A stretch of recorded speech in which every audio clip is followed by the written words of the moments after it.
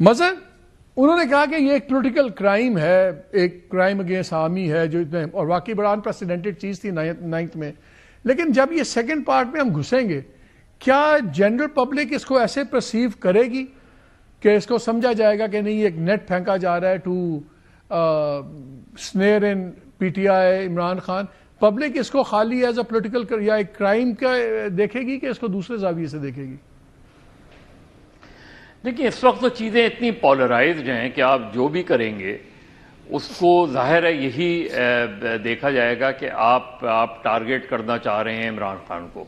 یعنی اس وقت جو پولرائزیشن ہے اس میں جنرل فیض کے ٹرائل کو بھی اسی طرح دیکھا جا رہا ہے، جنرل فیض کی کنوکشن کو بھی اسی طرح دیکھا جائے گا، کیونکہ آفٹر آل جو 2018 سے 2022 تک ہم نے دیکھا جنرل فیض کی انوالومنٹ کو اور عمران خان کے، آپ دیکھیں کہ ووٹ آف نو کانفیڈنس کا جواز کیا پیش کیا گیا تھا. ووٹ آف نو کانفیڈنس کا جواز یہ پیش کیا گیا تھا کہ عمران خان جو ہے وہ جنرل فیض کو آرمی چیف بنانا چاہتے ہیں اور آرمی چیف کے تھرو وہ اس وقت کی اپوزیشن کو کمپلیٹلی کرش کرنا چاہتے ہیں. یہ سینیریو بلڈ کیا گیا تھا. اب اس سینیریو کے پیچھے جنرل باجوہ کا کتنا رول تھا وہ بھی ہم ڈٹرمنٹ کر لیں. تو جب آپ پولیٹیکل ڈومین میں جائیں گے تو پولیٹیکل ڈومین میں تو پھر ہر چیز سامنے آئے گی، ہر چیز کی بات کی جائے گی. آپ اور پیچھے چلے جائیں گے تو جنرل راحیل شریف کا رول بھی سامنے آئے گا، جنرل ظہیر الاسلام کا رول بھی سامنے آئے گا، جنرل پاشا کا رول بھی سامنے آئے گا.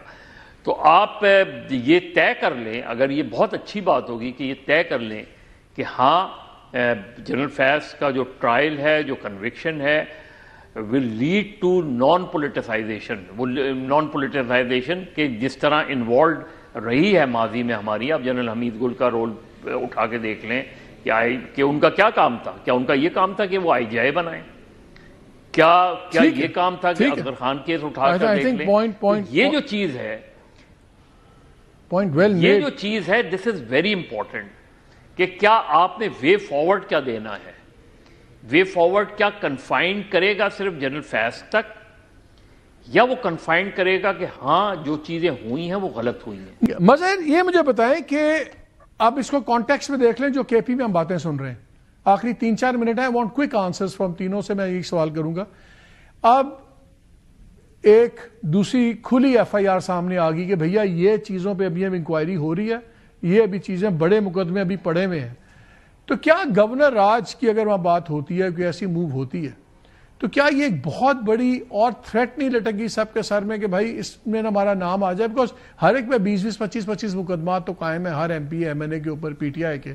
کیا ان پر زیادہ خوف نہیں اب ہوگا کہ یہ سیکنڈ انکوائری جو سب لکھی بھی ہوئی ہے کہ اس پہ کاروائی چل رہی ہے اور یہ پولیٹیکل انجینئرنگ ساری ایجیٹیشن وغیرہ، تو کیا اس کا اور بھی ڈیمپننگ افیکٹ نہیں ہوگا ایجیٹیشن کے اوپر اگر کوئی پلانڈ ایجیٹیشن ہوگی کے پی کی؟ دیکھیے ملک، ایک تو میرے خیال میں کچھ گورنر راج کے حوالے سے جو 18ویں ترمیم کے بعد چیزیں ہوئی تھیں، گورنر راج لگانا مشکل ہو گیا تھا. اس کو عین ممکن ہے کہ گورنر راج لگانے سے پہلے کچھ کانسٹیٹیوشنل امینڈمنٹ کر کے ان چیزوں کو جو پروٹیکشن ملی تھی 18ویں ترمیم میں اس کو ریلیکس کیا جائے اور پھر گورنر راج لگایا جائے. کیونکہ ابھی اگر گورنر راج لگائیں گے تو وہ سٹینڈ نہیں کر پائے گا. اور یہ انٹینشن ضرور ہے، یہ سوچ ضرور ہے کہ اگر پی ٹی آئی کو کسی لیول پر یہ تاثر بن گیا ہے اور یہ تقریباً نیریٹو بن گیا ہے کہ پی ٹی آئی کو کوئی ریلیف نہیں دینا، عمران خان سے کوئی ملاقات نہیں کروانی، کسی ایجیٹیشن کو اور کسی پروٹیسٹ کو جو ہے وہ برداشت نہیں کرنا، تو یہ اس چیز کا قوی امکان ہے کہ یہ سوچ پروان چڑھ رہی ہو کہ بھائی ادھر جو ان کی گورنمنٹ ہے جو مختلف طریقے سے پروٹیکٹ کر رہی ہے اس کو کس طرح سے ٹیکل کیا جائے. لیکن وہ ٹیکلنگ جو ہے وہ اس کے بغیر ممکن نہیں ہے جب تک آپ اس کلاس کو جو کہ 18ویں ترمیم نے پروٹیکٹ کی تھی اس کو نہ ختم کریں. تو مجھے لگتا ہے مدیر زیادہ بہتر بتا سکتے ہیں کہ میرے خیال میں اس کو امینڈ کر کے پھر لگائیں گے گورنر راج، اس سے پہلے نہیں لگائیں گے.